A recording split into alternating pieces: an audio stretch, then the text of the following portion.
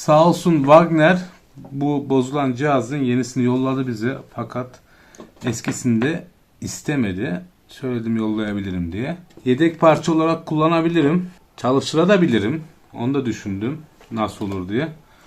Bakın şu kısmı zaten kırık.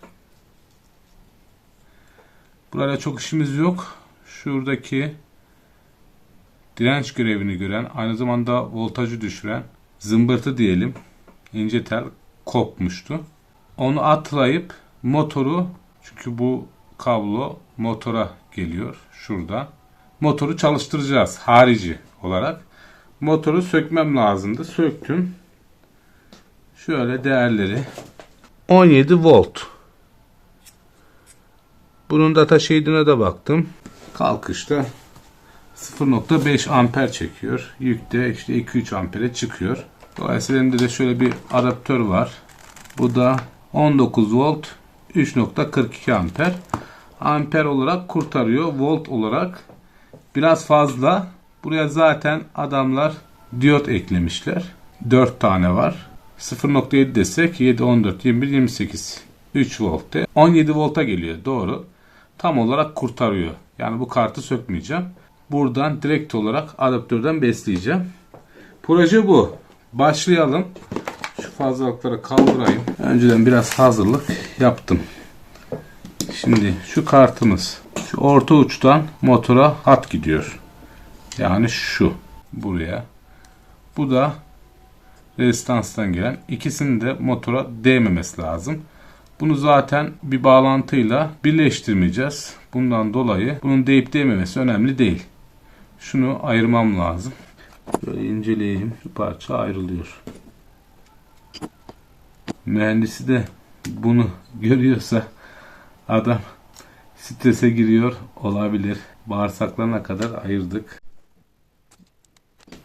Bunu atmayacağım. Belki ileride bilmiyorum bir rezistans bulup uydurabiliriz bu bozulunca. Şöyle bir şey yaptım. Şuradan klipsledim. Buraya lehim atılmaz. Çünkü rezistansın sıcaklığıyla bu lehim erir. Zaten ısınırsa sigorta atar. Olayı bu. Kaç bu? 260 dereceye kadar dayanıyor.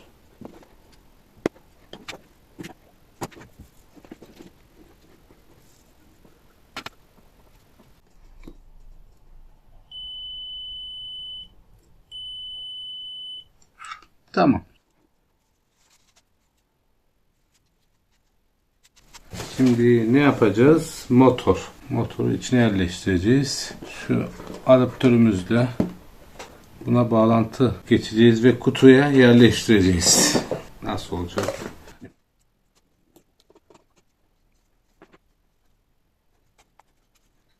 Motoru sökmesi bayağı bir uğraştırdı beni. O yüzden dikkatli takmaya çalışıyorum. Şu pervaneyi takınca çıkarması dert.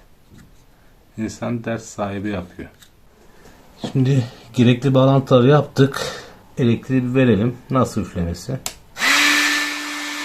Evet.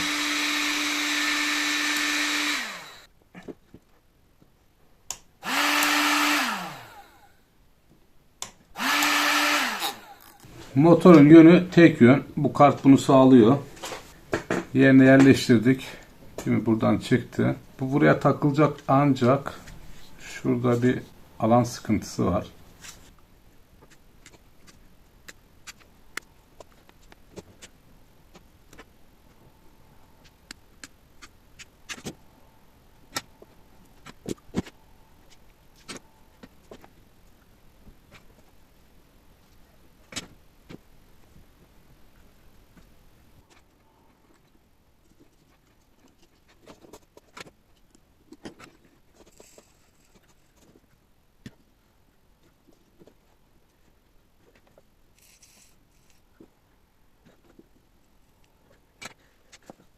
Çalıştırıp bakalım olmuş mu?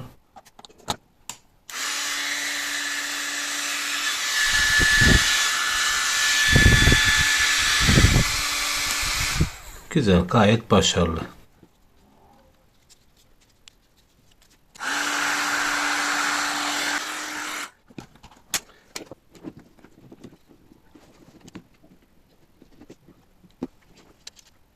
Şu parça da patlamıştı. Bunu değiştirdim. Restansın çalışmasını sağlayan triyak.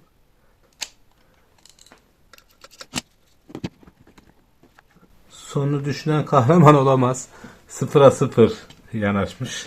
Az kalsın patlıyormuşuz yani. Şans. Buna da elektronik şansı diyelim yani.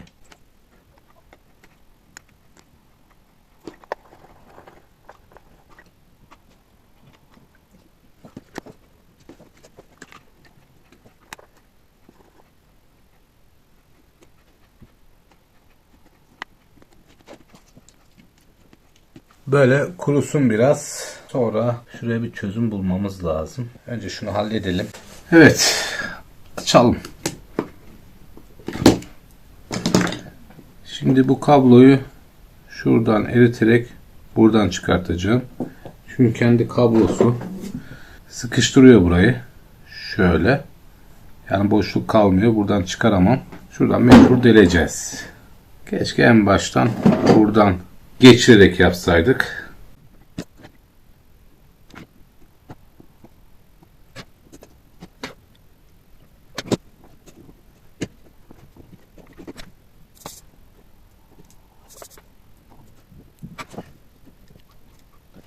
Kablo tamam.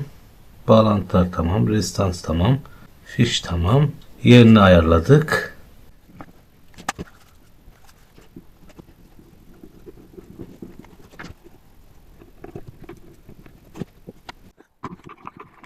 Cihazı topladık. Yalnız bu saatten sonra fan çalışmadan cihaz çalıştırılmayacak. Cihaz çalıştırıldıktan sonra fan devreye girerse geçmiş olsun, rezistans yanar. Şimdi deneyelim, fanımız çalışıyor mu? Bunun bir aparatı olacaktı.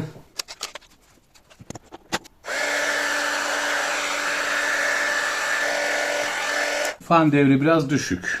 O diyotlardan dolayı çok fazla voltaj kırılması oluyor. Voltaj düşüyor diye. Çok yüksek sıcaklıklara, yani 500 derecenin üzerine çıkmamak lazım. Şu an onunla uğraşamayacağım. Çünkü onunla uğraşırsam cihaza daha fazla zarar verme riskim var. Şimdi fişini de takıp bir ısıtma yapalım. Şurada mesela lehim telini eritelim yani. Hadi bismillah.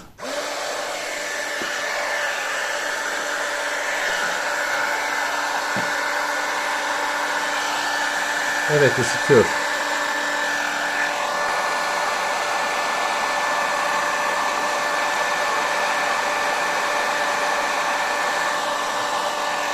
Cihazı kapattıktan sonra bir süre soğumasını bekleyeceğiz. Normalde cihaz kendisi yapıyordu bunu.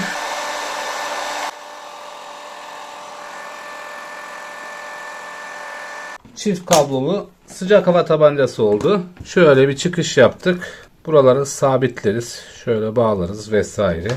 Birilerine fikir de verir bu. O yüzden çektik. O yüzden paylaştık. Videomu burada son veriyorum. YouTube kanalımıza abone olarak destek verirseniz sevinirim. Başka bir videomuzda görüşmek üzere. Hepinize sağlıklı, mutlu, güzel günler dilerim. Hoşça kalın.